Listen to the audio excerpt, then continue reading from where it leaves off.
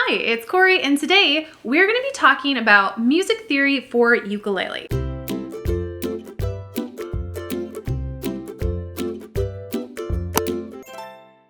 This is actually the first video in a series of videos that will be teaching you all about the music theory behind the chords and the pitches and the songs that we play specific for ukulele. If you're interested in even furthering your music theory or just your ukulele playing in general, make sure to check out my Patreon too.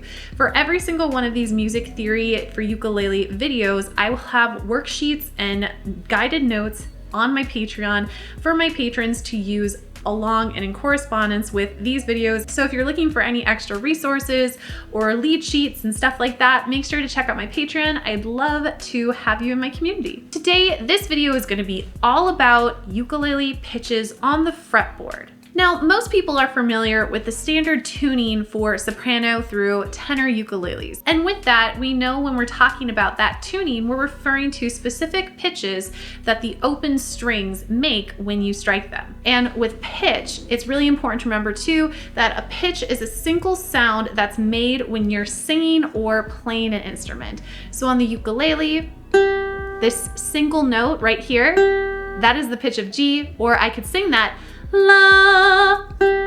That is also me singing the pitch of G. Now, pitches can be high, like this G, or they can be low, like this C. With the standard tuning, unless you have a low G on your ukulele, this C right here, that's the lowest pitch you can get on the ukulele. But when you place your fingers on the fretboard to make a chord or maybe to pick out a melody, you're actually changing the length of the string. And when that string gets shorter, those pitches are going to get raised and they're going to get higher. So for instance, if I make the C major chord, which is your third finger on the first string of the third fret, this open A, which is already pretty high, turns to this pitch, which is even higher. But you might be thinking to yourself, how do you figure out what those individual pitches are? Well, it's actually really easy, and it's what our main lesson is today. What we're gonna be doing is we're gonna be looking at this fretboard here and learning how to figure out what all of the individual pitches are that you can make on your fretboard. The key here is understanding how the fretboard works. And essentially what happens is for every fret on the instrument, it's going to raise the pitch of the string by a half step. If I were to, for instance, play this G, which is my open string on the fourth string, and then I would put my first finger on the first fret of the G string, that's no longer a G. Instead, you're gonna raise it by a half step, so it becomes a G sharp, or it can also be known, depending on the key, as A flat. So again, we have G, raise it, G sharp or A flat, but if I wanna go to the second fret, now it's not the A sharp or A flat, now it's just an A because I'm raising it another half step. And you'll notice here too, that's an A, it's an A, it's the same pitch, but I'm just plucking now on the fourth string and the first string. You can hear it's the same pitch because I'm shortening the string and raising the pitch. And again, it just continues on and on. So on my third fret, it's gonna now become an A sharp or B flat. And so if I play these all in succession, you can really hear how the pitch is raising.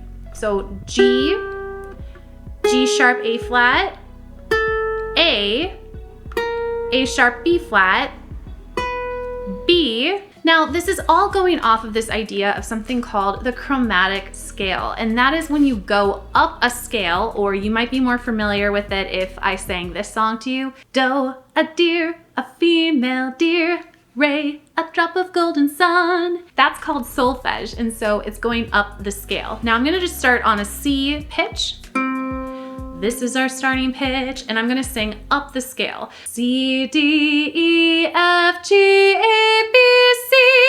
And when I get to that high C, it's the same pitch. That is called a C scale, but I'm not moving between those different notes all on a half step. If I wanted to do that, I'd have to sing what's called the chromatic scale. The chromatic scale, though, really helps us understand that each different fret is raising, or if you're going back up, lowering the pitch that you're on by a half step.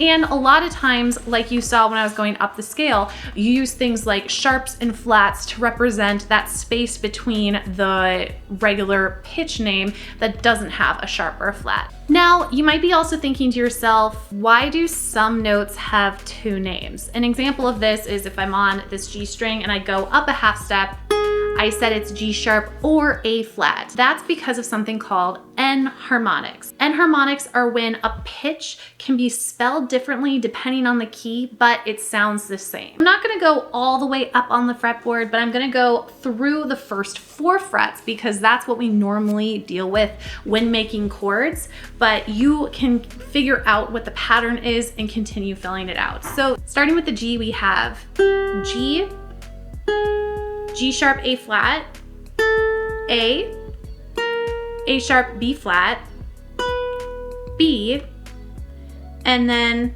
we'll go up to 5 just for a good measure. C.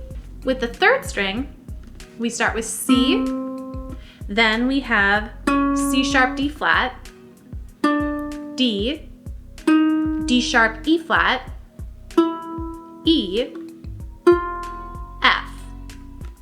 With the E string, we start with E, then to F, F sharp, G flat, G, G sharp, A flat, A.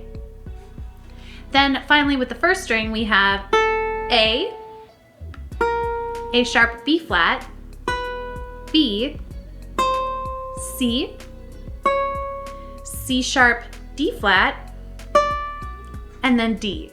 And if you're working off of my worksheets that I have on my Patreon, I do have it so you can actually write in on the worksheet all the way up through all the frets. It's really, really good to know how to make these different pitches. It helps with things like transpositions, if you want to use a capo, if you want to figure out what chords are and the pitches in the chords. And it also helps too if you don't have tab and you're just reading from standard notation too. That's pretty much all there is to learning about the different ukulele pitches on the fretboard.